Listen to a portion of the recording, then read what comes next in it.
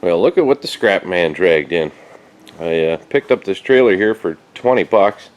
Had no idea what I was going to do with it, but I've kind of been thinking on it, and I'm wondering if I can take all this crap off of here and make a trailer for that thing.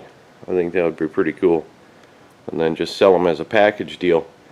Make it so that you can load up this tractor on this trailer, take it to your cabin or whatever, and then take the trailer off your truck, throw it on the lawnmower, haul around wood or brush or whatever you want to do, and then when you're done, load it back up on the trailer and take it home.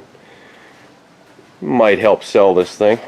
I don't know. Might be a fun project too, but I think I'm just going to start stripping this stuff off for now, and probably won't get to it this year, cleaning this thing up.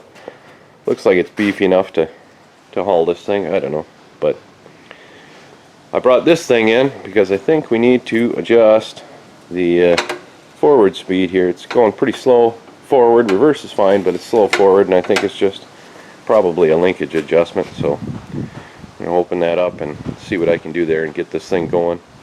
It's supposed to go 6.8 miles an hour in forward, and it's not doing that at all. So see if we can fix that first. Alright, I got this thing kind of opened up here, and I've been looking at it for a little bit of a while here, and I see a little bit of play between where this lever connects to this rod here to drive it forward and back. That's about the only place I see any kind of play. And there are a few places I can adjust it.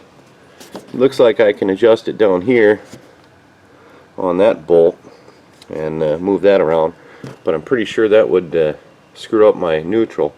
It doesn't creep at all in neutral, but it's a lot faster in reverse and it seems to be in forward gear. So another place I can adjust it, which seems to be a little easier to get to, is these two rods.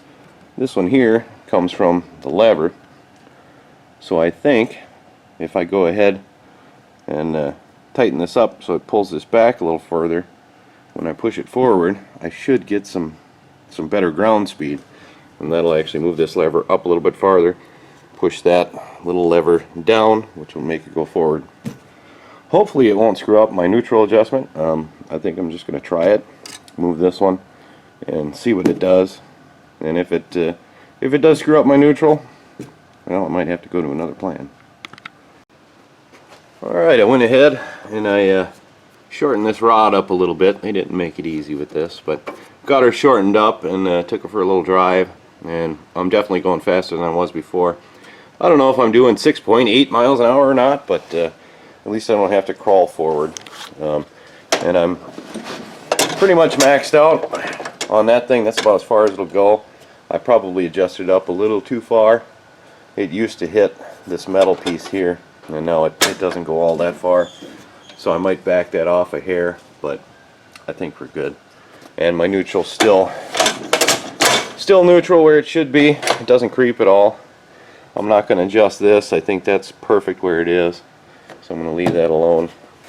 And I think next up I'll probably crack open that little box there and look at the points and see how they're doing, and maybe I'll adjust them if they look like they need it, and that might take away that knock. I'm not really sure what that is, but I don't think it's something serious with the motor that's going to blow up. So we're just going to take a look at the points and see if that takes care of it.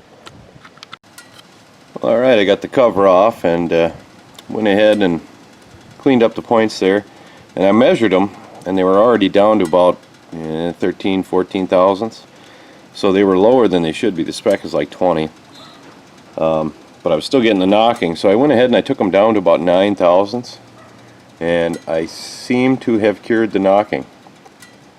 So they're lower than what they should be, but that could just be because there's wear or something there, and you know, to get the timing where it needs to be to run right, I just got to run them a little bit less. So I haven't heard it knocking. I'm going to go ahead and throw that cover back on, kind of put this thing back together and drive it around a little bit, but I think it's cured. Runs pretty good, doesn't knock. That's the important thing. And yeah, once I get her back together, I think I'll take a look at this trailer, maybe start pulling it apart and see what I'm working with here. Alright, I got the tub and the toolbox off this trailer to kind of see what I'm working with. And I took a few measurements on the lawnmower there. And to make that fit onto this thing, I think if I added another cross piece about there where the toolbox used to sit, and then made it about a foot longer, then it would be long enough to haul that thing. Unfortunately, width-wise, it won't fit between the tires. It's a little too wide for that. So I'd have to build it up and go over this tire. I don't know if maybe I want to get some 6x6s instead of these 4x4s and get a little bit of height on it and build a deck over top of those tires, or what I want. Maybe I'll go with metal. I don't know. But I know I can make it work if I want to. So I think I'll probably save this project for maybe next year. I don't really need it now, and it's getting pretty late in the season, and I got a bunch of other stuff to do. So I think I'm just going to fire up the tractor and drag this thing out and park it back in the woods. It was only 20 bucks, and it's not going to rot for another year, so I think for now we'll leave her alone. Tractor should be ready to go, and we'll get the trailer and build that up. Maybe we'll sell it. Who knows?